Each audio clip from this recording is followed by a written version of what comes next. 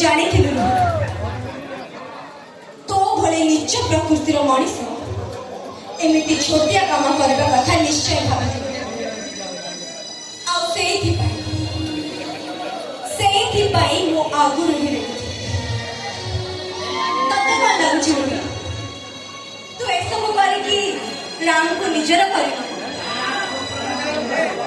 ନାଇଁ ନାଇଁ, ତୋ ଭାବନା ଏସବୁ କରିକି ତୁ ନିଜର କ୍ଷତି କରୁଛୁ। ତୁ ବାସ୍ ଦେଖିଛ ତତେ କେମିତି ମୁଁ ଠକ୍କା ମାରିକି ବାହାର କରୁଛି। ରାମ କେବଳ ମୋର, ଏ ଘର ମୋର। ଆଉ କିଛି ଦିନ ପରେ ଜେଜେମାଙ୍କ ବିଶ୍ୱାସ ବି ମୁଁ ମୋର କରିବି।